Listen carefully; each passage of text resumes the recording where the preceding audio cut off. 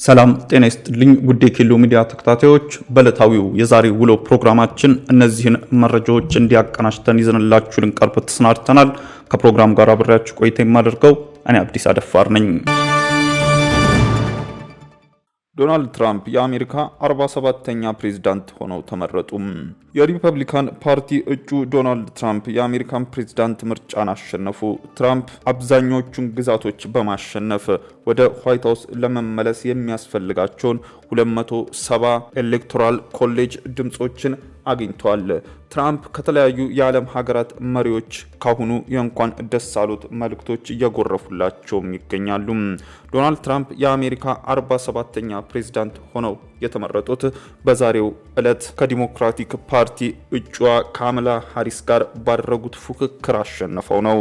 ለዶናልድ ትራምፕ የእንኳን ደስ አሉት መልእክት ከላኩት አካላት መካከል የኢትዮጵያው ጠቅላይ ሚኒስትር አብይ አህመድና እንዲሁም የእስራኤሉ ቤንያሚን ኔታንያሁ ይገኙበታል።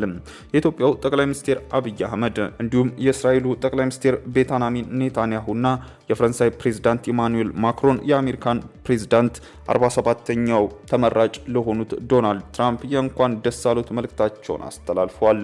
አስደናቂ ድልን ተቀናጅቻለሁ ያሉት ዶናልድ ትራምፕ የሪፐብሊካኑ እጩ ትራምፕ ድላቸውን ለደጋፊዎቻቸው የተናገሩት በፍሎሪዳ በተካሄደው መድረክ ላይ ነበር።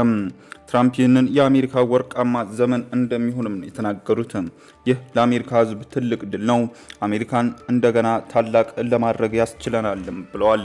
በድንበሮች ላይ ያሉ ጉዳዮች እልባት እንደሚሰጡት ቃል ገብተው ፓርቲያቸውና እሳቸው ታሪክ የሰሩት በምክንያት እንደሆነም ተናግረዋል። ትራምፕ አሜሪካ ከዚህ በፊት ታይቶ የማይታወቅ ስልጣን ሰጥታናለች በማለት ፓርቲያቸው የሕግ መወሰኛ ምክር ቤቱን የበላይነት ዲሞክራቶች በመውሰድ መቆጣጠራቸውን እንዳሳወቁም ቢቢሲ ዘግቧል።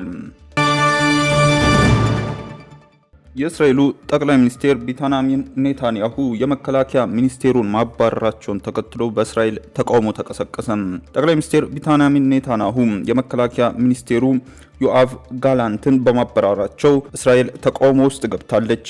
ኔታንያሁ በእሳቸውና በመከላከያቸው መካከል የተፈጠረው የመተማመን ቀውስ ወደዚህ ውሳኔ እንዳመራቸው ገልጸው በመከላከያው ሚኒስቴር ላይ ያላቸው እምነት ከቅርብ ወራት ውስጥ ተሸርሽሯል ብለዋል። ጋላንት በበኩላቸው ከስልጣን የተነሱት በሶስት ጉዳዮች ላይ የተፈጠረ አለመግባባት መሆኑን ገልጸው ከዚህም መካከል እስራኤል የቀሩትን ታጋቾች ከጋዛ ለመመለስ ስምምነቶችን ለመቀበል መሸከም የምትችለውን ስምምነት ውስጥ ልትገባ ይገባል የሚለው ምርጫ ነው። አደባባይ ላይ የወጡ በርካታ ተቃዋሚዎች ኔታንያሁ ከስልጣን እንዲወርዱ የጠየቁ ሲሆን አዲሱ የመከላከያ ሚኒስቴር ታጋቾችን የማስለቀቅ ስምምነት እንዲያስቀድሙ ጥሪ አቅርበዋል።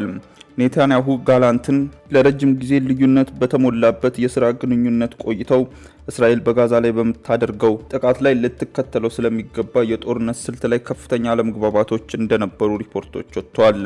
የቀድሞው መከላከያ ሚኒስቴር የእስራኤል አክራሪ የሚባሉ የአይሁድ እምነት ተከታዮች በውትድርና ከማሰማራት ነፃ መደረጋቸውን መቀጠሉ ደስተኛ አላደረጋቸውም። የጋዛ ጦርነት ባለፈው ዓመት መስከረም መጨረሻ ከመጀመሩ ከወራት በፊት ኔታንያሁ የመከላከያ ሚኒስቴሩን በፖለቲካ ልዩነት ምክንያት አባሯቸው ነበር። ሆኖም ከፍተኛ የህዝብ ተቃውሞን ተከትሎ ወደ ኃላፊነት ስፍራቸው እንዲመለሱ መደረጋቸው ይታወሳል።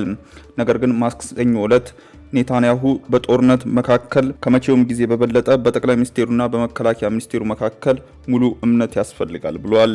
ምንም እንኳን በጦርነቱ የመጀመሪያዎቹ ወራት ውስጥ መተማመንና ፍሬያማ ስራዎች ቢሰሩም ባለፉት ወራት ይህ እምነት ተሸርሽሯል ነው ያሉት። ኔታንያሁ አክለውም በኔና በጋላንት መካከል ወታደራዊ ዘመቻውን አስመልክቶ ጉልህ ክፍተቶች ታይተዋል ብለዋል። እነዚህም ከመንግስት ውሳኔዎች ጋር የሚቃረኑ ድርጊቶችና መግለጫዎችም ታክሎባቸዋል ሲሉ አስረድተዋል። ውድ ተመልካቾቻችን በዕለታዊው የዛሬ ውሎ ፕሮግራማችን ይዘንላችሁ የቀረብናቸው ዋና ዋና መረጃዎች እነዚህ ነበሩ። ከፕሮግራሙ ጋር አብሬያችሁ ቆይታ ያደረኩት እኔ አብዲስ አደፋር ነበርኩ። ከሌሎች የኬሎ ሚዲያ ፕሮግራሞች ጋር መልካም ቆይታም